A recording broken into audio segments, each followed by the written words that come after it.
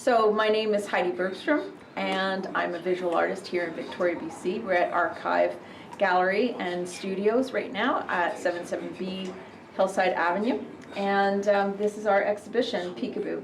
I'm working with my daughter Haley. We started this project because Haley makes soap and candles, and we could never find a good supply of honey and beeswax, and so we decided to take some training and hopefully start our own hive this spring. So peekaboo is really playing on the idea of the children's game, peekaboo.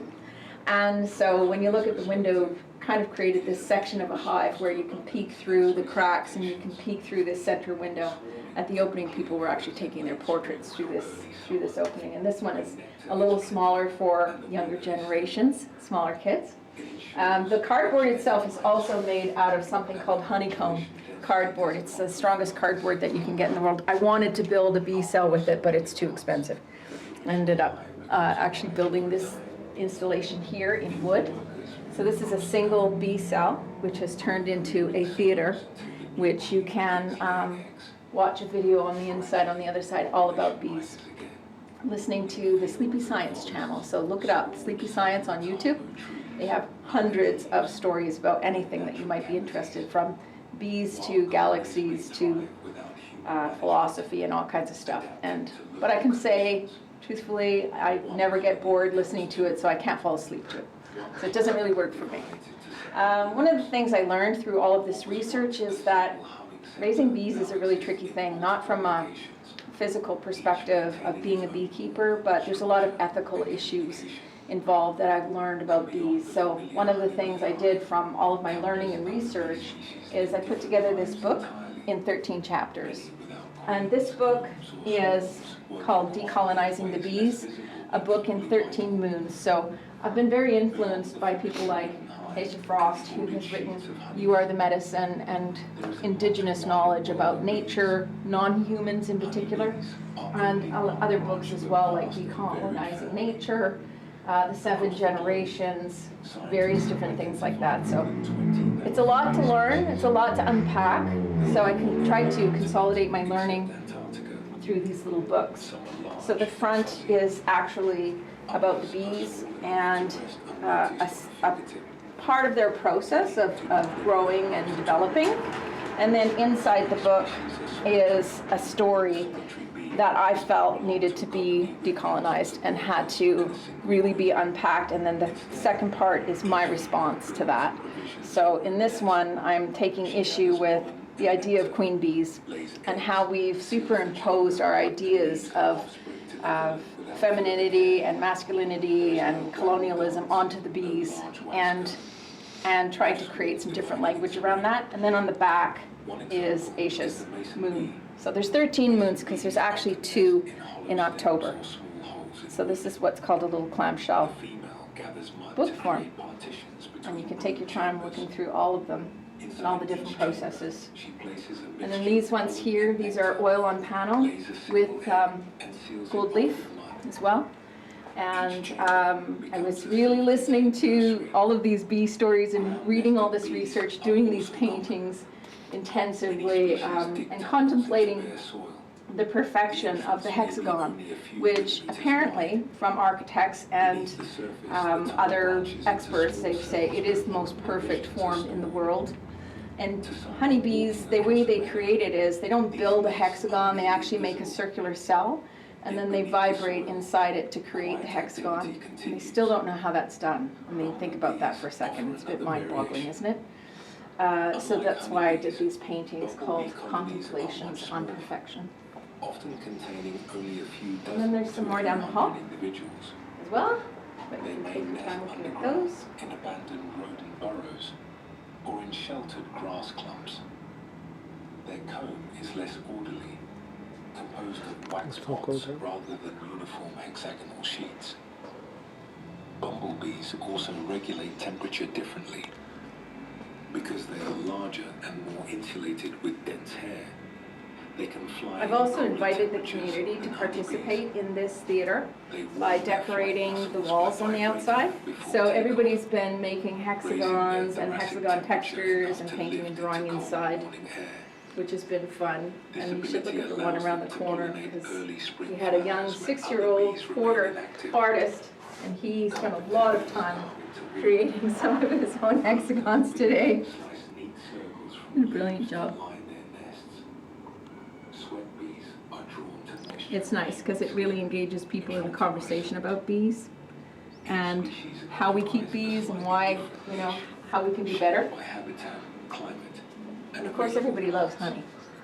Not all bees produce honey in the way honeybees do. Some species store small amounts of nectar, but most do not accumulate large reserves. Instead, they gather just enough to support their own offspring. The large-scale honey storage seen in honeybees is tied to their social structure and need to survive winter as a colony. Social behavior also varies. So the works in this area are focusing on two things. This is about fossils. So one of the things I learned about bees is that they actually go back 120 million years in the fossil record. So while I'm reading and listening to all these stories about bees and people saying bees are part of the agriculture, they're part of the Apis industrial agriculture complex. In fact, there's a label for it. And I thought, isn't that interesting? Because we have this kind of false notion that bees are domesticated as part of our agricultural system, and it's not true. They may be working with us, and we are exploiting them. At the end of the day, they can fly away and they can make their own hives. They are not dependent on us for their survival. No creature that's been around for 120 million years is dependent on us for their survival. So you can't really say that they're domesticated because they don't depend on us. We depend on them. If they did not pollinate all of the agriculture and plants in the world, some scientists have said that we would be done in 4 years. There would be no more food on the planet. So it's incredible to think that we are having such negative impacts on them when they are having such positive benefits for us. So that whole idea needs to be rethought. So that's where I've been going. And this is done with Dorland wax as well. So it's not acrylic. Everything is done with oil and panel and with wax as well. And then these are embroidered on cyanotype fabrics. And all about things that I've made. So this is the design here is from a piece of stained glass that I made. And I call that one the Foragers at Midnight because bees actually don't go out at night. So this is a fantasy of mine that they're out at midnight. And then this one is a bearded iris. And that is actually a piece of Victorian glass from Toronto. My mother-in-law gave it to me. And then embellished with some embroidery. And then if you go around the corner, you will see where we are raising our capital for our bee enterprise with a series of products. So these are handmade books using Icelandic wool that I blended while I was at an art residency in Iceland. This book also has cyanotype inside. So there's the window. It's got a slightly hard cover because this is a writing journal. You need a hard cover, and then there's the other one. And these are what I call one-topic ideas, also with a bit of a hard cover on the inside. Might get 2 ideas in this one, actually, I think. But the wool is, all hand-blended from Iceland. These are just paper, handmade paper with flowers inside, hand-sewn, with really good Arsh watercolor paper. 90 pound for you artists that want to know. So it's quality materials. And then Haley has created a bunch of candles, which we had a lot more. They're selling out. Yay! And seashells, a friend of ours gave, an artist friend, Jean Madison, gave us all these seashells, so she's making candles there. My daughter Adrian did these beads. She is a really good beader, and this is a pin. And so she's done all the beading around there. And then these are all the soaps. So we call this the naked bees. And the reason why we call them naked bees is because there's no color additives to this. It's just the color of the honey and the wax. And then this one is the mother bee, and this one actually has vanilla and silk in it, as well as lavender and honey.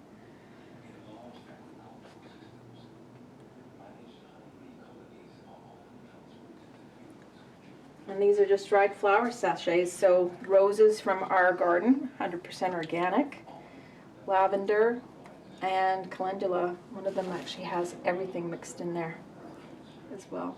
So you can just throw that in the bathtub. Instead of having a bunch of stuff floating around your tub and sticking to the edges of your tub, just put the whole thing in, or put it in a drawer or something like that. Carry it around in your pocket, smell it whenever you need to. A little nosegay. That's it. Actually, here's one more thing.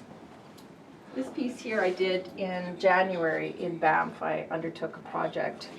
I was there for some leadership training, and one of the exercises that we did, just as a social thing with the group, was a collage. Everybody was creating a collage based on an animal that they felt reflected the leadership values of their own values. And mine was the bee, of course, because this is what I've been researching. However, I couldn't find a photograph, so I just kept working the designs, and I had brought this warrior sash with me. Our family is Métis with the settler background of Icelandic and Sweden. I've been doing a lot of work on that as well with my daughters. And one of my cousins gave me this warrior sash, which is really about inclusivity and remembering various groups. So the white is connecting with the earth. Pink is promising to protect, love, and nurture women and girls in our lives. Yellow is promising to protect, love, and uplift LGBTQ, Q1A, and people in our lives. And magenta, reflecting and honoring our ancestors and life givers, providing strength and comfort. And black is warriors taking a stand to prevent violence against women, girls, and LGBTQ, Q1A people. So I really wanted to focus on that as well for this with the bees as being in leadership, because going back to that decolonizing idea, there's a lot of, patriarchy that's been applied to the bee culture, which is, I feel, not accurate. So we need to think about that and find ways to undo it and change it.